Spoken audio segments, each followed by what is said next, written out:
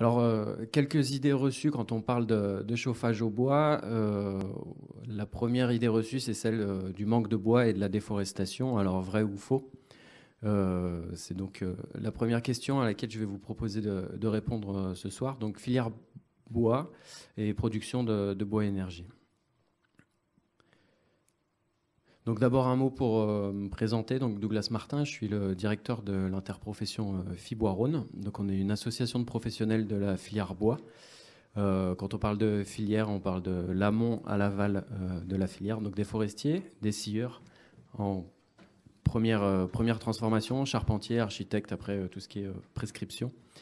Et donc on mène des actions collectives pour développer les utilisations du bois et du bois local. Donc d'abord une présentation de la filière bois en France. Ça passe juste. Donc la filière bois en France, c'est plus de 400 000 emplois directs et indirects. La nouvelle région Auvergne-Rhône-Alpes est la deuxième région française en emploi. C'est une cinquantaine de familles de métiers, une majorité de petites entreprises et une filière moderne, très souvent méconnue. Quand on parle si vous demandez à quelqu'un s'il travaille dans le bois, vous imaginez certainement qu'il est menuisier. Seulement, la menuiserie aujourd'hui, c'est plus forcément la menuiserie que pratiquaient nos grands-parents. Et si vous reposez une question à quelqu'un s'il est garde forestier, sachez qu'aujourd'hui, on ne paye plus personne à garder les forêts. On a des gestionnaires forestiers et une activité forestière qui est de plus en plus mécanisée. Donc voilà, une modernité de la filière qui passe souvent inaperçue. Ressources bois et déforestation. Donc sachez qu'en France métropolitaine, on a un accroissement de la surface des forêts chaque année. La forêt de France fait 16 millions d'hectares. C'est le résultat de plusieurs centaines d'années de travail. 30% du territoire, c'est le troisième ou le quatrième massif européen. Plus de 150 espèces. Et donc en surface, presque plus 1% de surface de forêt par an depuis plus de 30 ans. Et à la fois plus de volume dans chacun des hectares de cette forêt. Donc pour la suite, je vais essayer de vous expliquer un petit peu plus techniquement pourquoi il y a plus de bois dans les forêts. Donc là, c'est un graphique qui montre, ça part en bas, ça monte. Donc la ligne continue, c'est la population en France, et les pointillés, c'est la surface de forêt. Donc il y a toute une période à peu près de l'époque romaine jusqu'au Moyen-Âge où on a des défrichements massifs, une agriculture extensive et des pratiques d'élevage aussi en forêt, donc ce qu'on appelle le glandage des porcs qui vont du coup en forêt. Plus tard, on a la période plus industrielle où on continue d'avoir des pratiques agricoles qui vont ronger les forêts, pâturage, et aussi le développement d'activités industrielles ou semi-industrielles qui vont s'implanter au milieu des massifs forestiers pour utiliser la ressource en bois comme source d'énergie. Donc les forges, les verreries, les briqueteries, les salines, les mines. Et ensuite, il y a aussi la construction navale qui, à cette époque, est en plein essor. Alors, en 1660, Colbert, qui est un des premiers aménageurs de la forêt, annonce que la France périra faute de bois. Donc à cette époque, il y a aussi des pénuries, des hivers rudes, des maigres récoltes, un état faible, et on peut largement dire que les forêts sont pillées. Après, il y a une autre époque charnière, milieu du 19e, et qui va se poursuivre. Donc c'est plutôt une période d'exode rural et le recours à d'autres énergies que le bois, comme le charbon de terre, donc les mines, qui vont faire que la surface forestière va commencer à regrandir en France. Et puis après, il y a une seconde période du XXe siècle où on découvre massivement et on utilise massivement d'autres énergies qui sont le pétrole et l'électricité en France nucléaire, qui font qu'on va beaucoup moins chercher de bois en forêt pour l'usage de l'énergie. Voilà, avec une charnière qui est le Code forestier en 1827. Aujourd'hui, il faut savoir qu'en France, la réglementation qui s'applique en forêt est assez complète. Vous avez plusieurs codes qui régissent à la fois la gestion et l'exploitation forestière, le code civil, le code forestier, le code rural et de la pêche maritime, le code de l'environnement, le code du travail, plus des arrêtés préfectoraux dans certains cas. Donc aujourd'hui, j'espère que vous comprenez bien qu'on ne fait pas ce qu'on veut en forêt et que les forêts sont regardées de très près. Ici, le but, c'est pas forcément de vous refaire l'essence du code forestier, mais sachez que dans la dernière version du code forestier, qui est du 29 septembre 2017, on donne énormément de missions à nos forêts qui sont parfois difficiles à mener de front. Donc, dans le cadre d'une gestion durable, conservation des ressources génétiques et de la biodiversité forestière, d'abord protection de la ressource en eau et de la qualité de l'air, fixation des sols par la forêt, stockage du carbone, fixation du dioxyde de carbone. Donc vous voyez déjà qu'on a bien encadré le rôle des forêts en France. Et donc un autre article derrière qui du coup explique que un propriétaire forestier, on respecte bien entendu sa propriété à condition qu'il garantisse une gestion durable, un équilibre biologique et qu'il satisfasse les besoins en bois et autres produits forestiers. Donc, voilà. Tout ça pour dire qu'aujourd'hui, on n'est plus dans le contexte de déforestation qu'il y a pu y avoir à une époque en France. On est plutôt dans une phase d'expansion de la forêt avec du coup d'autres énergies qui ont pris la place. Donc en mini conclusion sur la ressource bois, donc c'est une ressource abondante, une filière qui est créatrice de richesses et d'emplois en milieu rural et en milieu urbain.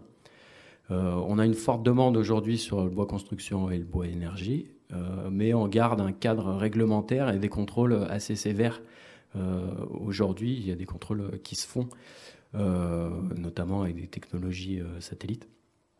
Et puis là, on a une campagne de communication plus récente qui vise un peu à rappeler que le métier des forestiers, c'est d'entretenir cette forêt pour lui permettre de se maintenir et donc de l'aider à respirer.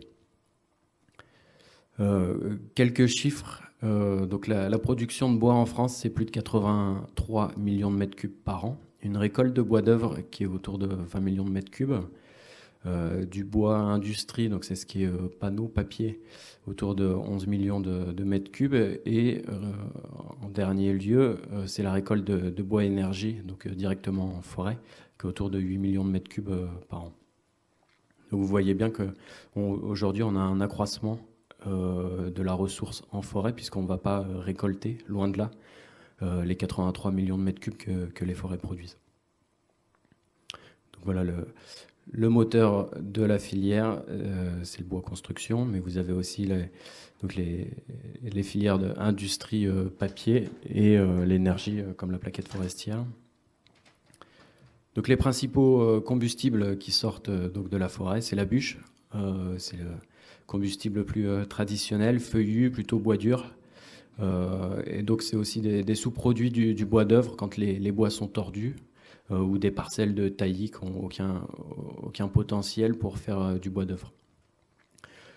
L'autre grand combustible de la filière bois, c'est le granulé, c'est principalement des connexes de la transformation du bois. Aujourd'hui, dans une scierie, quand vous sciez des grumes, vous avez 50% du bois rond qui est rentré, qui ressort sous forme de copeaux ou d'écorce ou de sciure.